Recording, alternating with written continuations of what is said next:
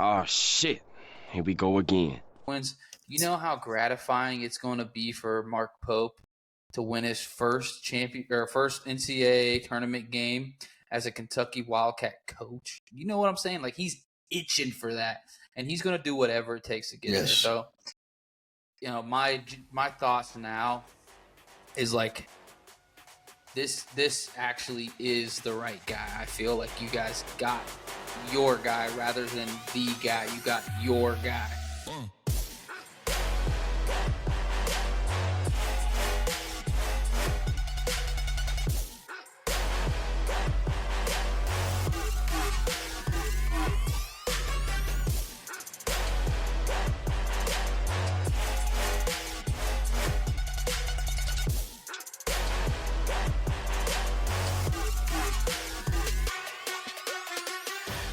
Ladies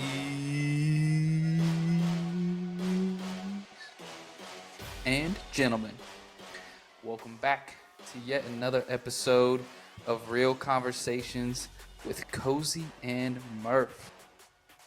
I am JD Kozat, only one half of the dynamic duo that is before your eyes. I'm here with the great Cody Murphy. How you doing, Cody? What's up? What's up? I don't say Cody very often, so that's I know, it's weird. Whenever I hear people call me Cody, it's so weird. that was a different one. Fuck. Any big news? Let's start there before we dive into what will be talking Mark Pope. We'll see where we go, but we'll start with Mark Pope. But any good news of this past week? No, nothing big. Just continue doing the two-ball thing and umpiring up at the park there. Doing my best to help out because I know they're needing people up there pretty bad. So it's not much, but it's honest work. It's an honest day's work. That's a call to action for all the community people that listen to the podcast. Go down to the park and help out. For the love of God. For the love of God, it's for the kids. No, but it sounds like you were busy last night. You were out late, dude. Some dark T-ball games, bro. Can't imagine. Yeah, I didn't get home till 9. It's kind of fun. Yeah, 9 o'clock. 10 o'clock for me. So yeah. For those that are listening now, we are recording on a Wednesday night. We both got a little bit of free. Myself this past week, what have I done? A whole lot of nothing. Same with the dryer situation. Been trying to figure out what the hell to do. We said screw it, and we bought a brand new dryer. I'm done trying to figure it out. That's what we ended up doing. We had a couple years ago. We had problems with ours. Ours were hand-me-downs from her aunt, and so we just said fuck it and bought a brand new washer and dryer and put it on a credit card and we paid it off within like 18 months or something like that. So it had to be done. Unfortunately, I'm not taking it apart and putting a new heating element in and tearing my shit up and then trying to put it back together the right way. Just not gonna do that. Right, but might as well just get a brand new setup. Get a brand new one. I will do what I got to do to pay it off. I might be playing softball this weekend. I don't know. I don't know if and how and why, but Zach Leach said he's coming to Cincinnati. Said he needs a guy for Sunday, so I might show up. I ain't swung a bat this year, boys. I'm letting you know now. Gonna be rough. Put me at. I ain't swung a bat since August, maybe last year. I'm either gonna go out there and hit a bunch of IEOs, or I'm gonna be dog water, bro. Get you some BP in, man. I got time for that. I'm working too damn much. They got me this new job, dude. The money's good, but dude, it's a fucking hustle, man. I'm tired. I'm standing all day. It's just talking, interacting with people. So many hundreds of people just talking, trying to convince them I'm worth their time. You gotta sell. You gotta sell yourself, dude. You're not just selling the product. You're selling yourself. You gotta be believable. It's like I'm just so in my Like I'm like an old dog, bro. You're not gonna teach me new tricks. So it's like I'm good at what I do, and if it's not good enough, then it is what it is. If it's If you not don't working, like what I have, yeah. I don't like go on, dude. Don't sit here and talk to me like I'm not your buddy. At the end of the day, I'm just here to do my job, go home, and pet my dog. I'm just trying to get back to my doggy. That's a news Oh yeah, update I was gonna. too. Yeah, that's right. You got That's a a news new update. dog. I got a doggo. His name is Coda. He is a 4.5-month-old pit bull, pit terrier, American pit terrier. He's a cute little sucker. I'll tell you that much. Yeah, he's adorable. He's a good boy. He's probably like, everybody talks so much schmack about the pit bull breed, but he is the most gentle, calm. He just wants to sleep and hang out. And he's a good boy. I love him already. Kayla's got him. She's up at her mom's right now, so I've got the house to myself.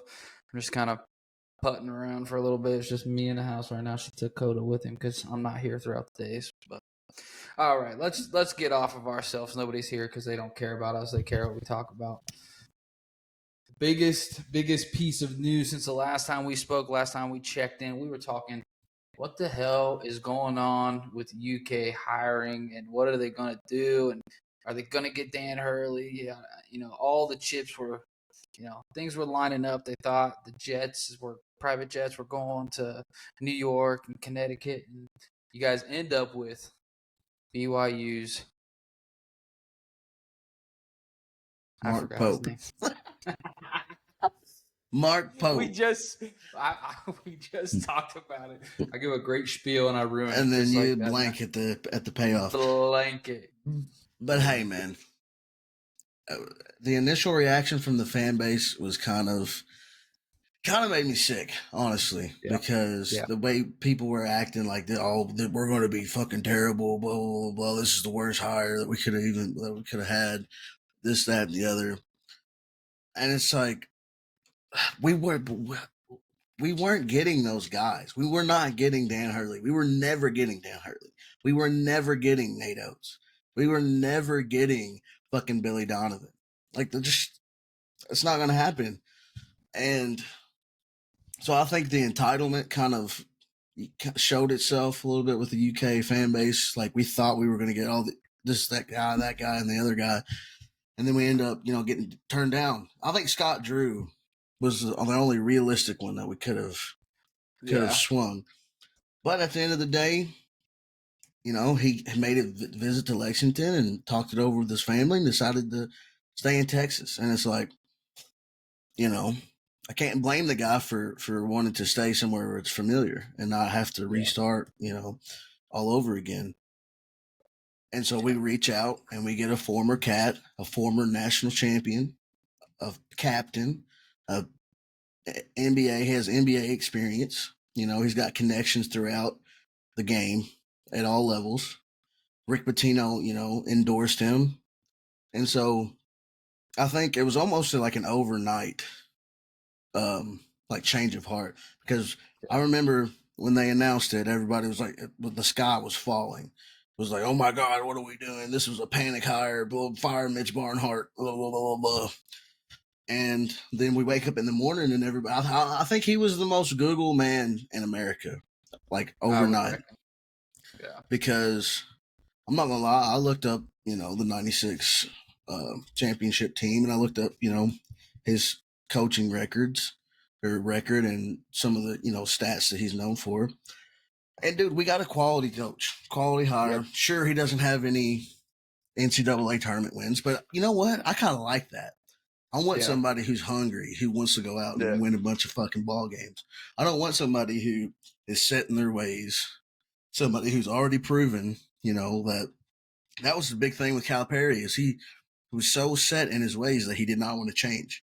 But the game had passed him up, Yeah. And so I feel like with this new era, with the Mark Pope era, we're going to have a guy who is open to change. He wants to go with the flow and in the direction that the game's trending. I mean, you look at BYU, they hit the second most threes in America. That's the big thing in basketball right now, is It used to be inside out. Now it's outside in. Your three wall opens up, down low. So, but yeah, it was I don't know. I loved it from the very beginning. I don't know what your thoughts were on it, but I was pretty enthusiastic about it. Yeah. Well, for me, just following as closely as we did, I didn't see Mark Pope as a candidate until it happened, and I feel like that's the majority consensus, right? Is this came out of left field, but when you really break it down, what the hell is wrong with my camera? When you really break it down to like just basketball, like sense of basketball. BYU was a solid team. They knocked off Kansas. They played good. They make more of less. And he's going to a school in which, one, he loves undyingly. You know what I'm saying? Yeah. Like he bleeds blue. Like Absolutely. Truly. And your point to say he doesn't have any NCAA tournament wins. You know how gratifying it's going to be for Mark Pope to win his first NCAA tournament game as a Kentucky Wildcat coach. You know what I'm saying? Like he's itching for that, and he's going to do whatever it takes to get there. So, my thoughts now is like this actually is the right guy. I feel like you guys got your guy rather than the guy. You got your guy. Yes. And I think what Patino did on Twitter was also a huge selling point. The things that he said. I don't know if you've seen the video of Patino in his office. I watched it. Yeah. And him glowingly speaking on Mark Pope, and even later on where Patino was like, well, look, I'll write a check myself if Pope has struggles getting the NIL money. I think this is going to be a huge full circle moment for UK. And this is going to like put you guys on right back where you guys are supposed to be, on top of the mountaintop. It might be a little bit of a build at first. You guys might start slow this next season trying to adjust. But I think by the end of this next season, you guys are going to be like a steamroll machine. Well, and it's like you can tell the people who don't know ball, when they open their mouth, you're like, okay, you don't know what you're talking about. Because I've been a fan, and we've gone over this extensively. I've been a fan of the New York Mets since 2007. I've been a fan of the Atlanta Falcons since 2005 when Vic came into the league, or 2004, whatever it was. I've been a fan of the Chicago Bulls since, Jordan, but I wasn't really old enough to really, enjoy the Jordan era. So I got Derrick Rose. And that's when I really fell in love with the Bulls, is Derrick Rose. And so I've been through so much heartache with sport, at being a sports fan. It's like a few bad years, a few down years is not gonna bother me. Like I understand it's a process, and who knows, we might come out and shock the world and win 25 games this year. You never know. He won 24 games at BYU. It was the best record that school ever had. He took that program from basically nothing into being a 6th seed in the NCAA tournament. I mean, that's pretty damn good, considering you think about the restrictions that he has on recruiting. His recruiting kids to a school where you can't smoke a cigarette, you can't drink, you can't even have sex. How, and he was still getting enough talent to be relevant. At the end of the year. So, now he's moving to Kentucky. He has, if you've seen the press conference, he has literally the whole state of Kentucky behind him. Oh, dude, it was insane. Well, I'll get to that in a minute, but he's got all the resources. He's got the passion, the mental, fortitude, the mindset, the energy. Like I said, he's hungry. He wants to win, and his heart is in it. We'll never have to question his effort like we did Calipari, and that's what that was the biggest thing for me, is I want somebody who is for Kentucky, not for my persona and how many kids can I put in the NBA. I don't think that's important to him. He wants to like he said, he wants to win banners. He wants to hang banners in Rupp. That's what I want. Yeah. And it's like you said, I think it was the perfect hire, in my honest opinion. Yeah. Playing to what you're saying about this press conference, if you're a UK fan, obviously you've seen all of this stuff about the UK Mark Pope's press conference at Rupp Arena. It was literally insane. They had to turn people away at the door because they were so full inside the stadium. Yeah. Like, that's how crazy it was. And then, to have the 1996 championship team roll off the bus inside Rupp Arena, he comes off holding the trophy, bro. Dog. Yeah. There was several moments in that press conference that I got literal cold chills. Yeah. And it was just like, man, just the magnitude of the moment and everybody showing up and regardless of what they thought whenever they first heard about it, they were still there. And we had 20,000 people, 20 plus thousand people, and like you said, they had to turn people away.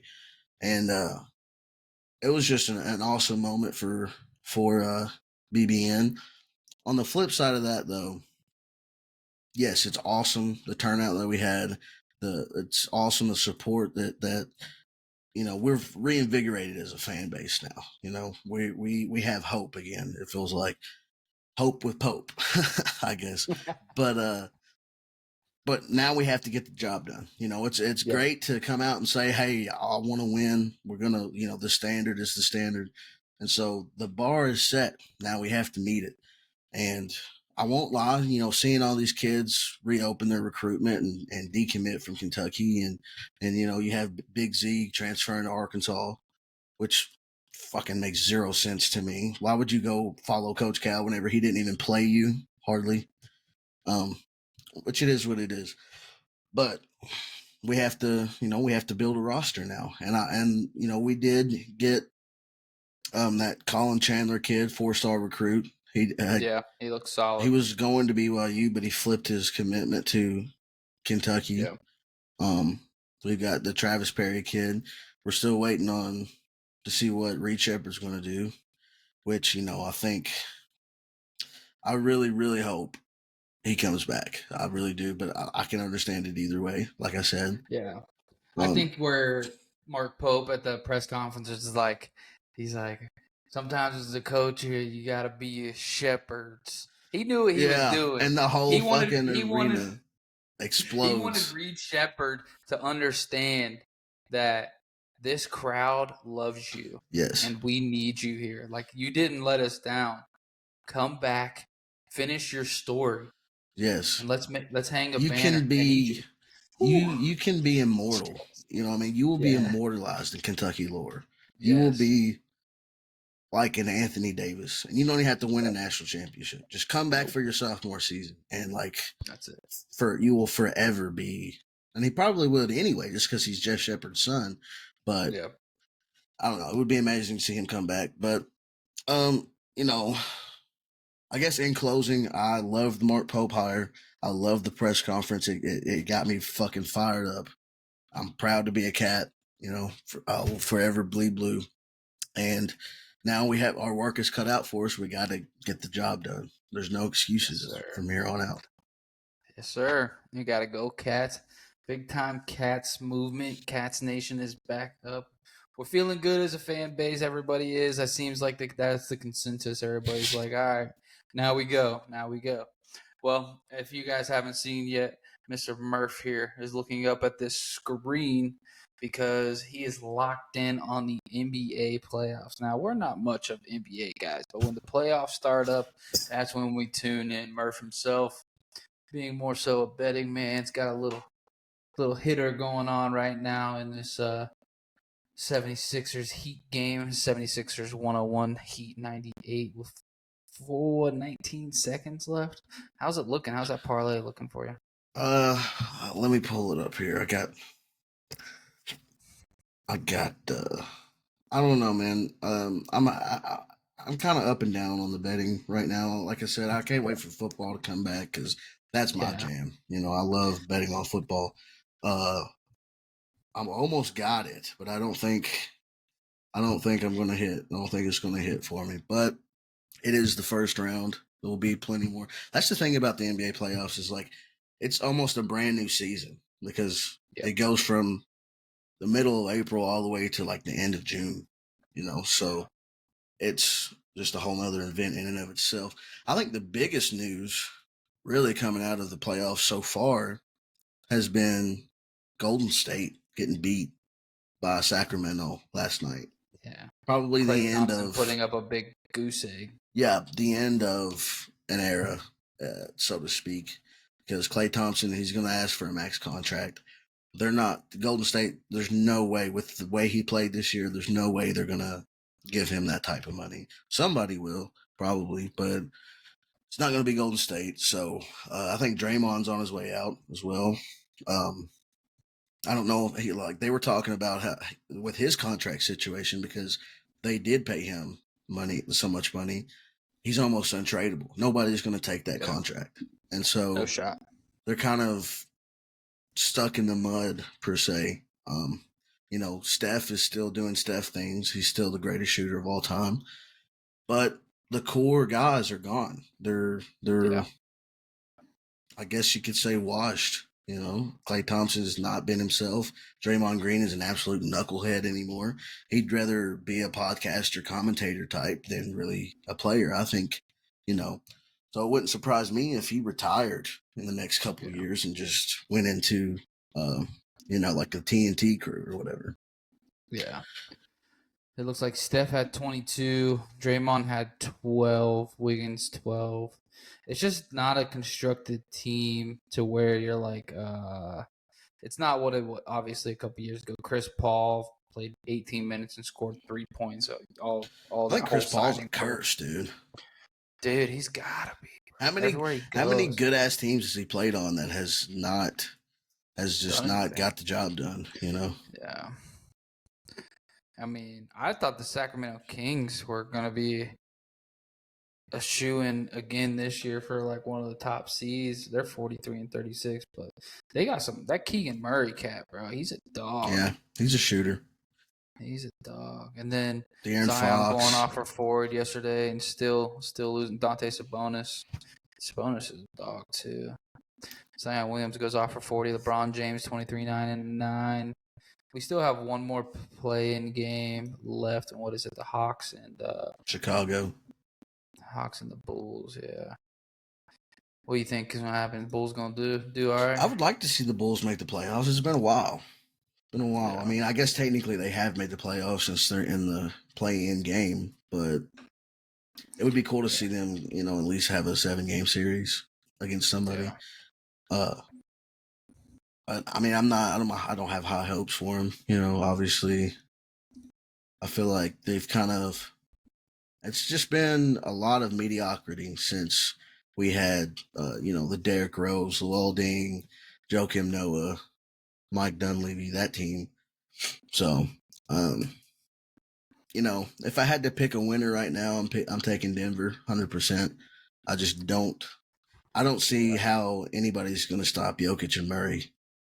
It's just not feasible. The only other team that I could see being a challenge would be the Celtics, maybe. Yeah, but this is a make or break year for the Celtics. I feel like if they don't make it this year, they're going to have to really make some moves in the offseason because they've got way too much talent on that roster right now for them to not win.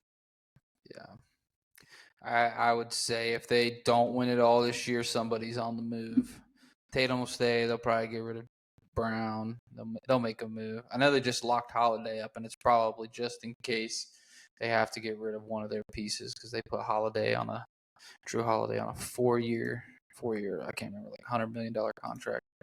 God, basketball money is so insane. It's crazy. But I don't think anybody that really listens to us listens to basketball or watches basketball. I think they're definitely UFC people, though. And I know that you were watching the UFC 300, which I've seen all the highlights. I didn't pay for it. I'm a broke bitch. But some of these highlights are crazy. It was promoted as the best card in UFC history, and I'm not gonna lie, it did not disappoint. I think it met everyone's expectations. We had some really good fights, a lot of championship level fighters or former champs, that fought that night. It was a great night. It was fun, you know. Obviously, I think the highlight of the night was the Max Holloway Justin Gaethje fight, and that was an all out fucking war.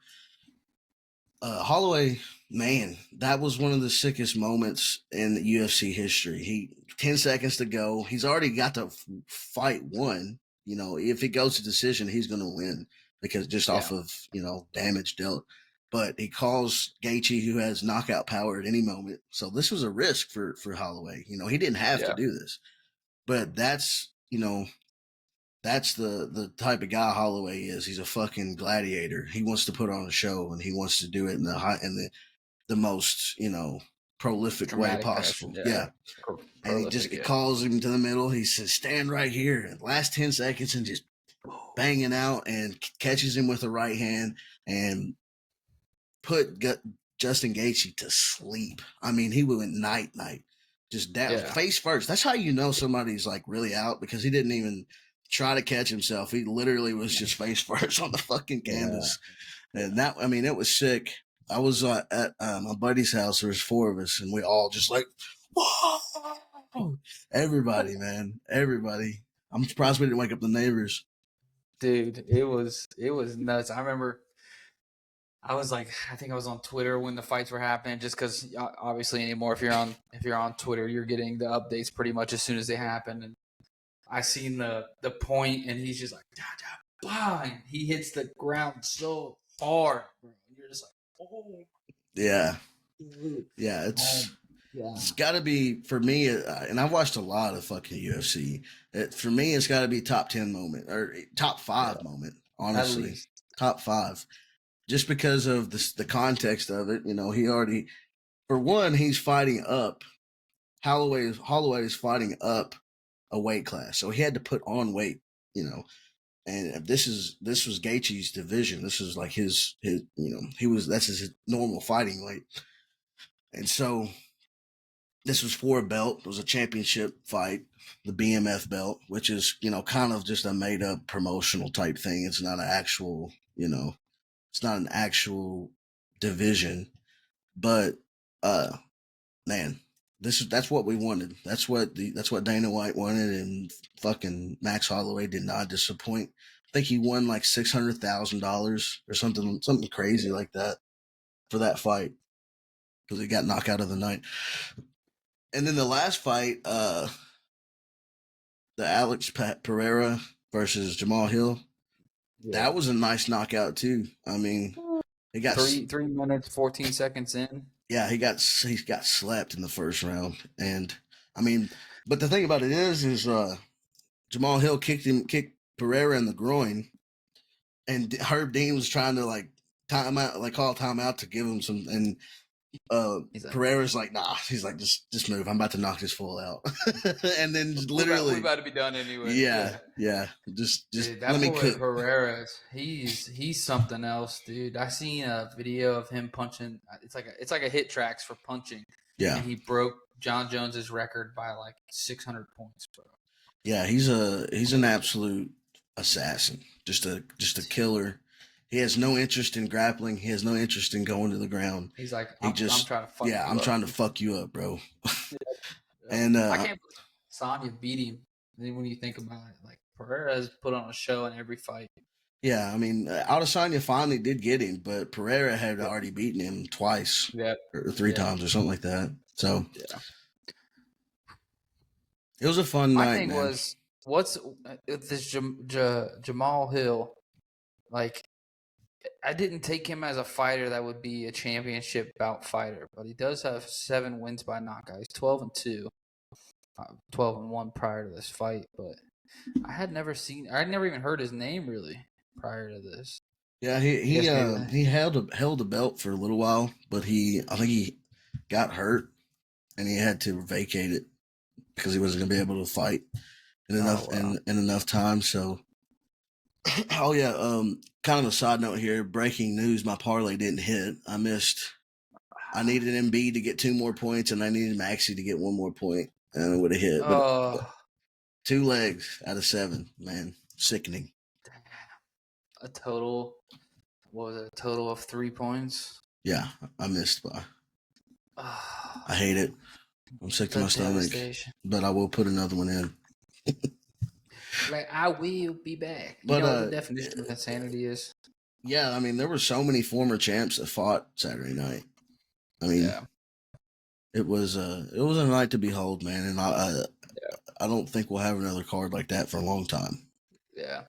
Which, good on Dana White. Everything that Dana does is miraculous. But he saw, it's going to be UFC 300. We gotta show out. It's Yeah, 300 time. You know what I'm saying? We got to put the Spartans in the ring. And they put on a show, dude. It was all over all social media pages, and I'm impressed. I wish there was like a subscription channel you could pay into for cheaper than what the fights cost, so that you could just watch the fights. Yeah. 'Cause the fights, bro. I can't afford that every trip, bro. You're trying to get us, buddy, but I'll pay for the damn Rough and Rowdy from Barstool. yeah. I'll pay the cheap fees and watch some bums fight. Watch. I seen Jose Canseco's challenging PFT to Rough and Rowdy. Yeah, that Twitter beef was cracking me up, dude. I was fucking just sitting there scrolling through. Jose Canseco was talking so much mad shit. It was funny. It's like you're a fucking 60-year-old man, bro. Shut up. Yeah. And you're gonna fight. You're gonna fight PFT. He looks like, Yeah. He's 5'9". He's a smoking weed hippie looking guy. Like, I don't know. Jose Canseco's whatever. He got beat up by Billy Football. I don't want to hear nothing about it. Yeah. Lord. What else is on our docket? I know that really there's not much. We're prepping for draft week, guys. Next week is the episode that'll come out prior to the draft. I think we'll dive, pretty far in depth for the most part, especially before draft and after draft, doing grades and just being amped for football, because football's being talked about, and that's our gist. For the most part, baseball is still very early on. We're only halfway through April. We're getting frustrated with our teams. Murphy's happy now. The Mets are doing all right. The Reds just got swept. It's so up and down, especially early in the year. Like you don't know what your team's going to be until at least 2 months in. Literally. And then I know that the WNBA draft was. Well, that's a topic. Yeah, we can talk about that. The WNBA draft happens, and it's not even like the players and the drafting is controversial. What's going around social media is how much these WNBA players are getting paid on salary. And it was like Caitlin Clark's breakdown as the number 1 overall pick was like 90,000, 70,000, 70,000. No, it was backloaded. So she makes like 76 and then 78 and then like 83, and then her final year of her rookie contract she makes like 95 or $96,000 a year, which is like crazy if you think about it for a professional athlete. I've talked a lot of shit about the WNBA, but I mean, I've never really sat back and looked at the breakdown of these women's contracts, and that's like incredibly awful. Like that's like middle class, salary right there. And of course, she is not gonna ever want for money because she's one of the most famous women's basketball players of all time. So she's gonna get endorsement deals out the ass forever, but she should get more from the WNBA. And so, yeah, I don't necessarily now. It kind of helped me understand whenever you hear these women get on in the media and talk about the pay discrepancy. It's a real thing, I mean, they're not saying that they deserve to be paid as the men, but they should have the same type of revenue share, and I think that kind of goes into the players' union. Like they're going to have to get serious and step up, and who knows, you might have to strike because that happens every so often in the Yep. men's leagues. Is they go on strike because they're not getting they're not it's basically a game between the owners and the players, just like any other union. It's the employers versus the employees. So they're gonna have they're gonna have to kind of revolutionize the way they think about how they get paid. It shouldn't be anymore. Oh, we're just happy that we get to play. It should be no, we deserve this amount of money because as an organization, you're making X amount of money. We should get a certain percentage of that, and not just what you're willing to give us.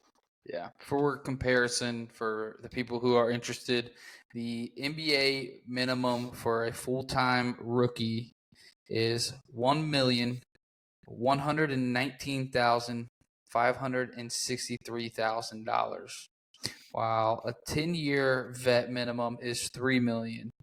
So if you're looking at, I mean, you're missing out on $1 million in comparison. Now, obviously, the WNBA doesn't pull in the same type of fan base revenue, and they don't sell as much merch and all those other things. But to think that think that they're not even making $100,000 a year. Yeah, you know what I'm saying? Like, these are the top of the top women in the world. Like, WNBA, for what it is the highest women's sports gets in America, and they're not topping 100. You could do 100K at home with Amazon drop shipping if you really invest your time into it. To think that I could go to work my butt off this year, and the girl who's hooping on a professional basketball team, the face of a franchise, is making the same amount of me. That to me is like absurd. Yeah. This girl worked her whole life for this job to be the 1-1. She is 1-1. You know what I'm saying? Yeah. That's I feel like it's a little bit off. I know that a couple years ago, like you were saying, the women were saying that they just wanted what the guys made in percentage, and they made like the comparison, and it was about the same. But if that's the case, hopefully there is a change coming where there's more people going to games. There's more people showing up. There's more fan bases buying these jerseys and putting money in the pockets of the people that they adore. Because if not, this ain't good. It's not good. Yeah, I think this has really opened a lot of people's eyes to really the situation in the women's game, because for like we've been talking about for a long time, it kind of felt like a non-issue. But seeing, all the fanfare around Caitlin Clark, the discussions of is she the GOAT, blah, blah, blah, blah. And then to see her only make $76,000 on her first, year in the league, that's ridiculous. It's bizarre, and it something has to give, something has to change, I guess the question is, will we see anything to come? I'm trying to look up anything else that is trending. I know that I talked WrestleMania last week. There was little to no news on the WWE world. I love diving into the WWE world. I forget about it sometimes, but it is definitely my go-to childhood form of entertainment back in the day. Sit down in front of the TV while we're doing frog splashes off the couch onto your brother. Yeah. I don't know if you remember the frog splash, Rob Van Dam. Were you a WWE kid as a child? A little bit. I grew up, my family was very Christian, so they didn't.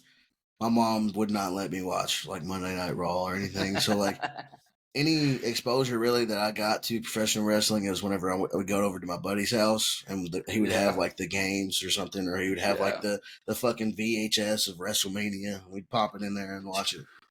But I'll never forget Trisha Stratus. I don't know if you know who this is, but that's like the first childhood crush that I had, because she did this thing where she walked into the ring and like she'd bend down between the ropes. She always wore this short skirt. My dad would be like, "Look away," and then, oh, dude, it was like me as a kid. I'm like, So this is what it's like to be a man.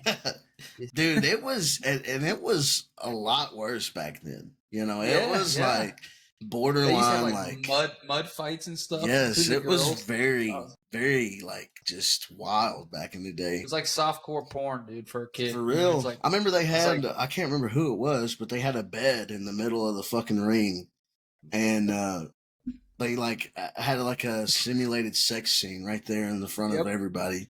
yep, And so dude. I can kind of understand why my mom didn't want me watching it, but you know, also if you try to keep it away, you know, from if you try to keep it away from your kid, they're gonna want it even more. So like, yeah, I mean, I was into The Rock. I love The Rock, The People's Elbow. Um, yeah, Triple H was a big one for me. It's time to play the game. Yeah, and then Dude, The Shawn Michaels. Undertaker. Yeah, Shawn Michaels, Undertaker, Kane, fucking Stone Cold Steve Austin. You know, Rey Mysterio, 619. Oh, Eddie yes, Guerrero. Oh, dude, dogs. yeah. Dogs. So yeah, I mean, I remember that, but I just as I grew older, it just never appealed to me because Yeah. I You don't know. find out like it's staged. It is acting, but it's high level acting. I get why people turn away from it, but to But me, there's like a I'm little not part of me judging that anybody that likes it. yeah, Like if it's your yeah, thing, I mean, nothing go against for it. it. You know. Yeah. It's like watching it's like man reality TV. It's like reality Yeah, TV for men. it's like Desperate Housewives for men. You Yeah, know. yeah. Perfectly fine. And I'll be watching reality TV with the old lady. I'm gonna sit her and make her watch my reality TV. Like this is a dramatic scene that has been going on for 10 years. Cody Rhodes needs to finish the story of his father. Okay, you don't understand. You weren't there. You don't understand. We're there. Oh my God, the Undertaker's here. Listen, sweetie. He went 42-0 in WrestleMania, and the fact that he's here to help him finish his story is like the greatest comeback ever. Yeah, that's exactly. That's what I need to dive into. It's just breaking down the reality TV side of WWE. That might be a hit. Was it you that said that it was like Avengers Endgame kind of like because Literally, of like dude. the story John arc of Cena came out. Yeah, like it was a build up. Okay, Roman Reigns has held the title for 4 years. The championship belt 4 years. Which is insane to me. Roman Reigns has held that belt that long. But then it came out that like The Rock was a part of this brotherhood, like X Factor back in the day with Triple H, Shawn Michaels. So the brotherhood was like this thing, and The Rock was a part of the brotherhood. And Cody Rhodes is like fighting his way, and he's been, in and out of WWE trying to get to the top.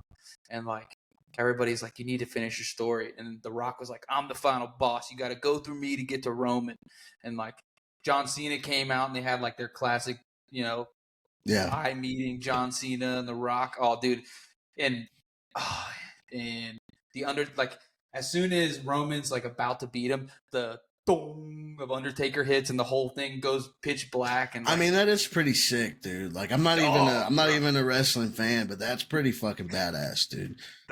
Dude, the lights catch on and the Undertaker standing right there, right behind The Rock.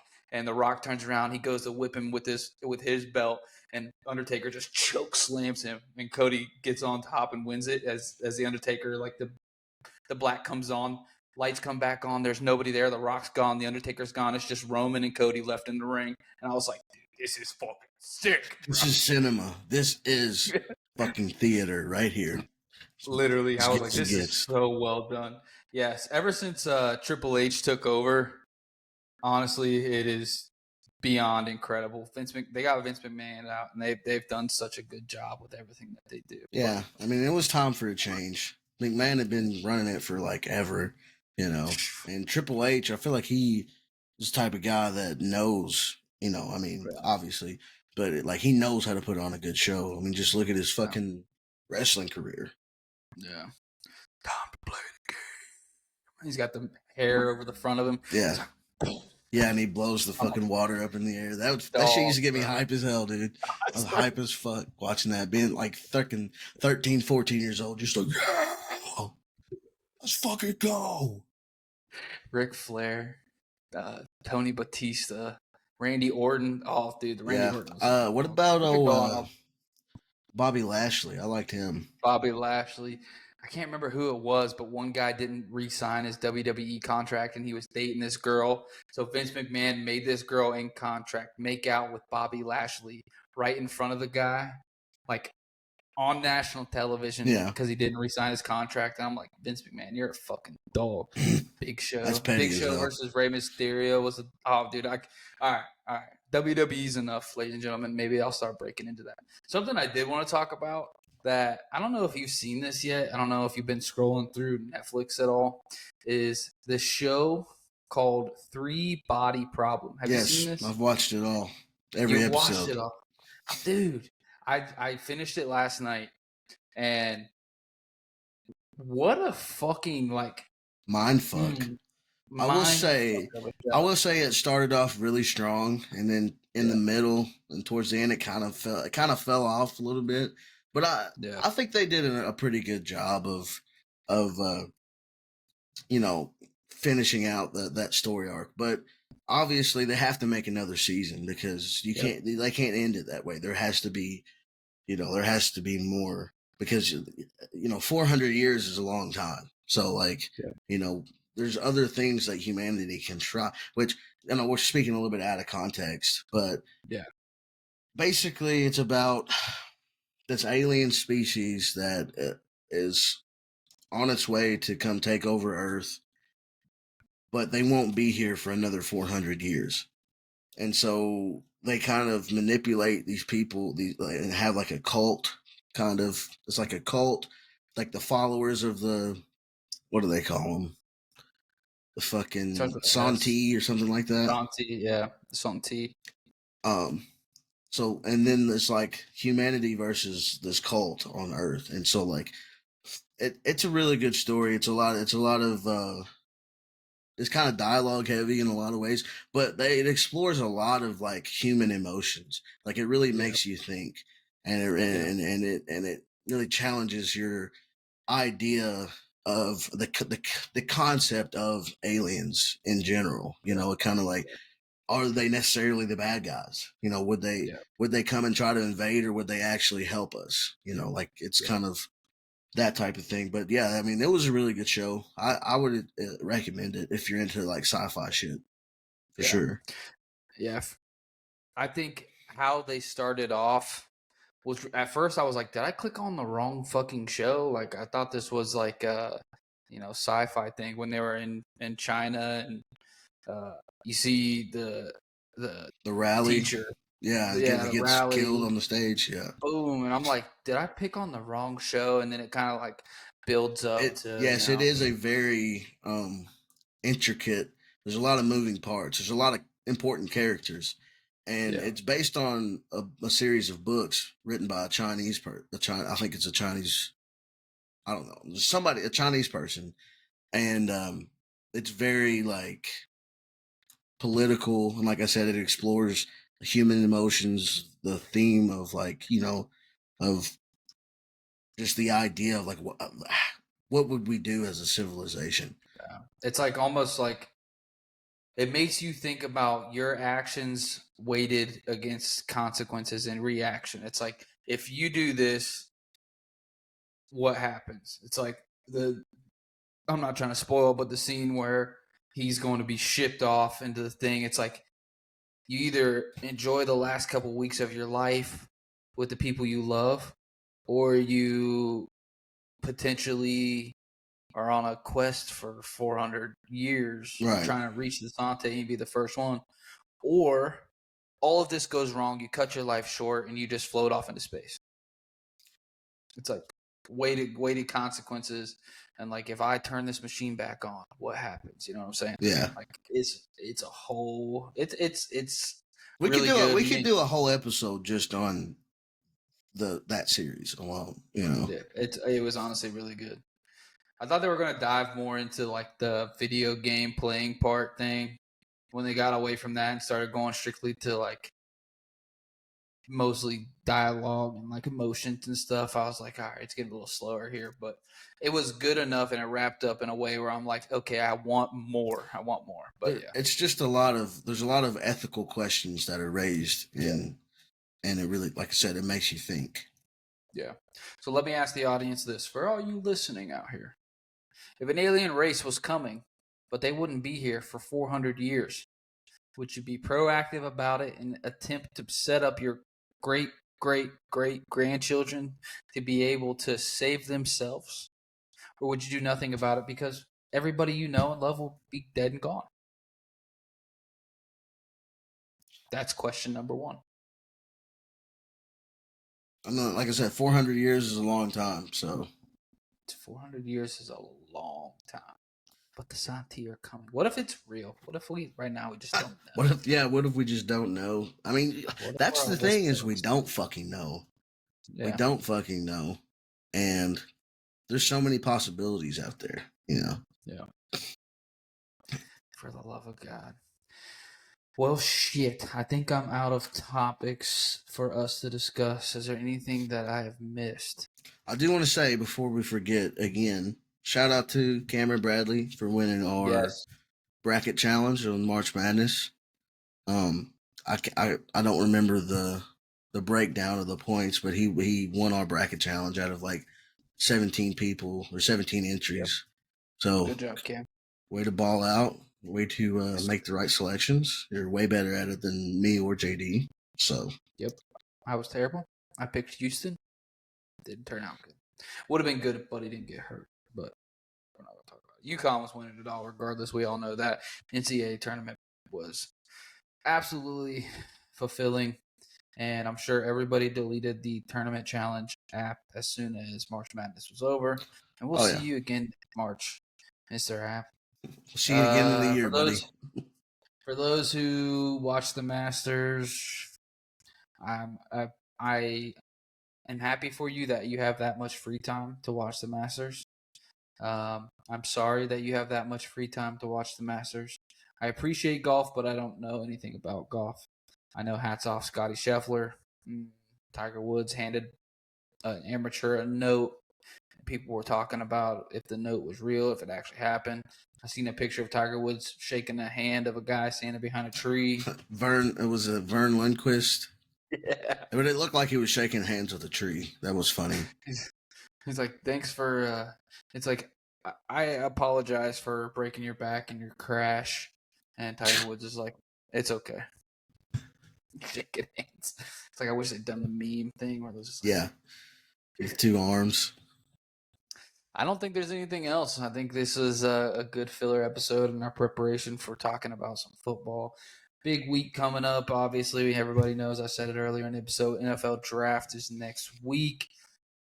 That'll be a lot of fun to dive into. I think that'll give us a couple weeks, and then we're really gonna have to start diving into the waters. We're gonna have to start getting some guests on. We're gonna have to start breaking things down.